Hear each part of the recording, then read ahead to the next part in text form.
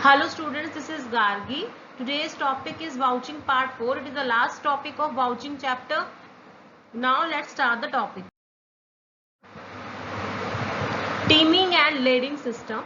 Teaming and lading system is basically a kind of bookkeeping fraud which is mostly committed by accounts clerk, account staff to hide the misappropriation of money.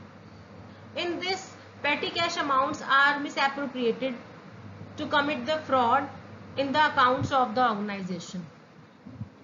For example, if a cashier does not record the amount of rupees 2,500 received by him immediately but adjusts it later against some other receipt, then it is referred to as teaming and lading.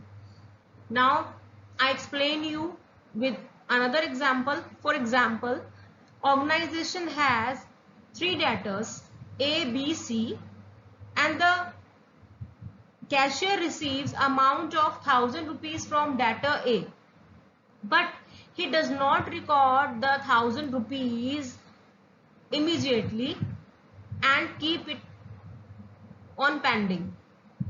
Now after some time, the cashier receives amount of rupees 1,500 from debtor B. Then the cashier records the amount received from debtor B in the accounts of debtor A, and again an amount of 1,000 rupees received by the cashier from debtor C, and he will record the amount received from debtor C in the account of debtor B and does not make any entry in the account of debtor C. This fraud continues until the cashier is in the position to return the money of 1,000 rupees or the fraud which is committed by him will be detected.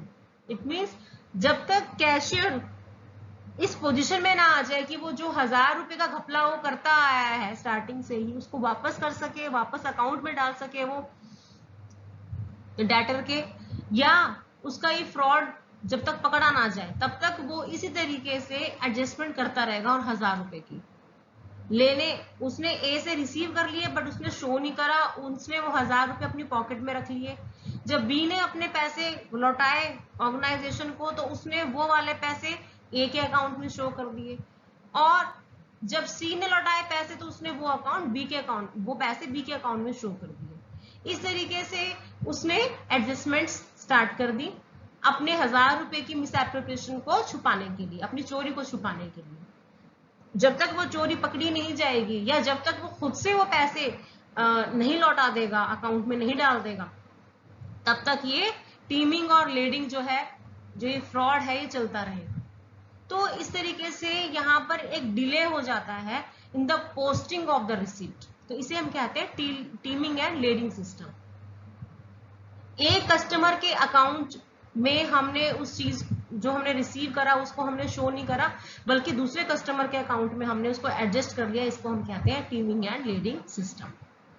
Clear? Auditor should check following to detect teeming and lading. Auditor को ये सब चीजें check करनी चाहिए। वैसे तो teeming और leading जो छोटी मोटी पेटी कैश की चोरी होती है, थेफ्ट होती है, उनको पकड़ना आसान नहीं होता, but auditor should take care of all these points, like auditor should examine entries in cash book।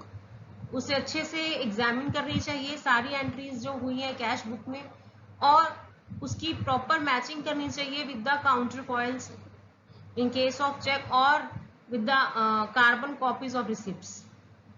उसके बाद है उसे वाउच करने चाहिए प्रॉपरली कैश बुक और पासबुक को। उसे देखना चाहिए कि कैश और चेक जिस दिन रिसीव हुए सेम डे पर डिपॉजिट किए गए कि नहीं करे गए बैंक में।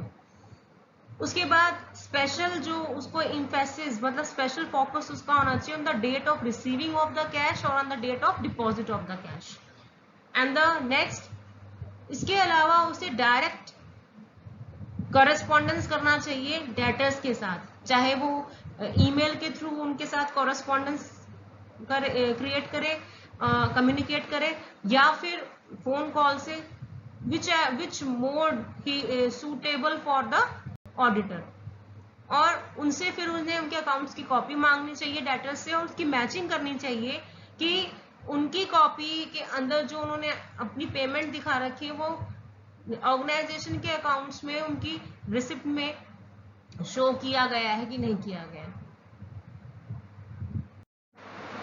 डिसएडवांटेजेस सबसे पहला तो ये कि फ्रॉड होता है इसकी वजह से। दूसरा, क्योंकि कैश बैलेंस की चोरी होती है तो उसकी वजह से वर्किंग कैपिटल डिक्रीज होता है। तीसरा, जो ऑनेस्ट एम्प्लॉयज है वो भी फ्रॉड करना स्टार्ट कर देते हैं डिसऑनेस्ट एम्प्लॉयज को देख के, और कहीं ना कहीं जब फ्रॉड पकड़ा जाता है तो loss of job, obviously job जो है वो निकल जाती है हाथों से डिसऑनेस्ट एम्प्लॉयज के हाथों से। तो this is the last topic of vouching chapter. Tomorrow we will start our new chapter, verification of assets in auditing. So thank you so much, students.